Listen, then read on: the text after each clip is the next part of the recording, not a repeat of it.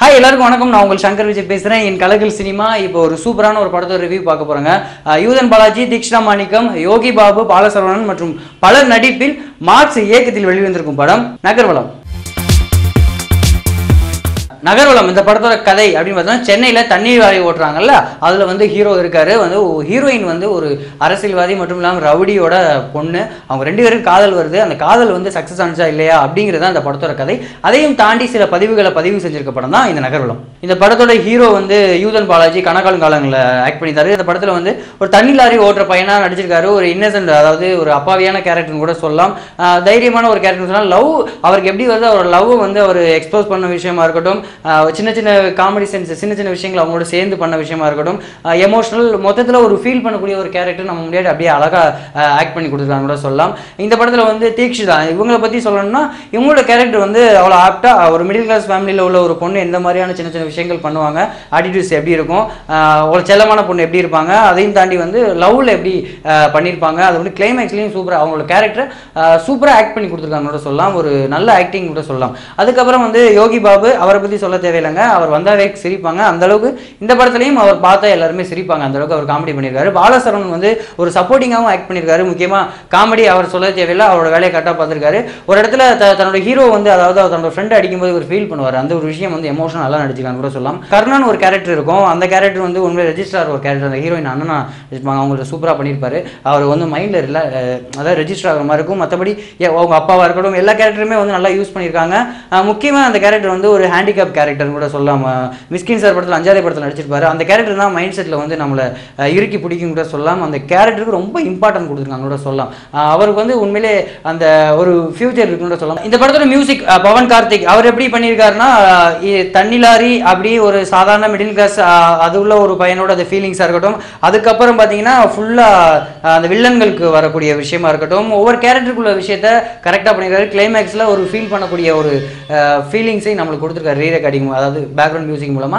Music பார்த்தோம்னா song பார்த்தீங்கன்னா எல்லா சாங்குமே கேட்குற அளவுக்கு பார்க்குற அளவுக்கு இருக்கும் சொல்லலாம். அந்த அளவுக்கு வந்து சூப்பராக பெரிய பக்கபலமாக அமைஞ்சிருக்காரு. இந்த படத்தில் கேமராமேன் அவரை பற்றி சொல்லணும்னா கல்யாண் நந்தா அப்படின்னு சூப்பராக பண்ணியிருக்காங்க. கண்டிப்பாக ஒரு சீன் மட்டும் நல்ல மைண்ட் செட்டில், கிளைமேக்ஸில் வந்து மழை பெஞ்சு அதுக்கப்புறம் நின்னதுக்கப்புறம் ஒரு ஃபீல் வருங்க. அந்த அளவுக்கு சூப்பராக நைட் லைட்டிங், அந்த ஒரு ஃபீல் மூட் கிரியேட் பண்ணியிருப்பாங்க. மற்றபடி எல்லாமே ஒரு லாரி, அந்த லாரி டேங்க் எப்படி ஃபில் பண்ணுறாங்க, எப்படி அந்த ஏரியாக்குள்ளே போகிற விஷயங்கள், அப்புறம் ஒவ்வொரு விஷயங்களும் ஃபைட் சீன் அப்போது எல்லாமே வந்து கரெக்டாக சூப்பராக ஆக்டாக பண்ணியிருக்காங்க.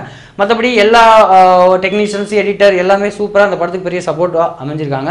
டைரக்டர் அப்படின்னு பார்த்தோம்னா, இந்த படத்தில் ஒரு தண்ணி லாரி ஓட்டுற டிரைவர் அப்படிங்கிற கேரக்டர் சூப்பர். அது இன்னசென்டான ஒரு பையன், அவனுக்கு ஒரு லவ் வருது, அது கொஞ்சம் பெரிய இடமா இருக்குது, அதுக்கு இடையில உள்ள பிரச்சனைகள் வழக்கம் போல் இருந்தாலும் இதில் உள்ள பதிவு அப்படி என்ன பண்ணியிருக்காரு, அது என்ன என்று பாராட்டக்கூடிய ஒரு விஷயம் அப்படின்னு பார்த்தோன்னா, ஒவ்வொரு கேரக்டரும் அந்த அவங்களுக்கு வந்து இவங்களை பிடிக்கல, அவங்க சூழ்நிலைகள் வந்து ஜாதியாக இருக்கட்டும், அவங்கள அரசியல் ரீதியான கௌரவமாக இருக்கட்டும், அவங்க அண்ணனுக்குள்ள அவர் ரவுடியை தன்னோட தங்கச்சியை வந்து லவ் பண்ணுறானே அப்படிங்கிற விஷயமா இருக்கட்டும், அதுக்கப்புறம் தன்னோட தங்கச்சிக்கு பிடிச்சி போச்சு அப்படிங்கும்போது வந்து அவங்களோட ஃபேமிலி எப்படி வேறு வழி இல்லாமல் ஒத்துக்கிறாங்க அப்படிங்கிற ஒரு விஷயம், எல்லாத்தையும் அவங்களோட ஒவ்வொரு ஃபீலிங்ஸையும் வந்து கொண்டு வந்து இதில் நல்லா பண்ணியிருக்காரு.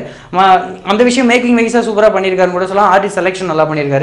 மற்றபடி இந்த படத்தில் வந்து சின்ன சின்ன குறைகள் அப்படின்னு பார்த்தோம்னா, ஃபர்ஸ்ட் எடுத்தோடனே வந்து இவங்க ஹீரோவும் ஹீரோயின் வந்து பார்க்குற விதங்கள் நல்லா இருந்தாலும், அவங்க ரெண்டு பேரும் கடைசி வரையும் இன்ட்ரோல் வரையுமே பார்த்துக்கிட்டே தான் இருப்பாங்க. லவ் வந்து சொல்ல மாட்டாங்க.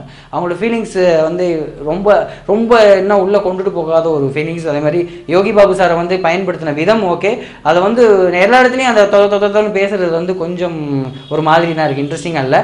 மேக்கிங் வைஸாக சூப்பராக பண்ணியிருக்காரு. இந்த மாதிரி விஷயங்கள் தான் குறை. அதாவது ஃபர்ஸ்ட் ஹாஃப் வந்து ரொம்ப ஸ்லோவாக போகுது, செகண்ட் ஹாஃபில் வந்து கொஞ்சம் ஸ்லோவாக போயிட்டு கிளைமேக்ஸில் வந்து அவருக்கே கொஞ்சம் கன்ஃபியூஸ் ஆகிருப்பாருன்னு நினைக்கிறேன் ஒரு சில இதில்.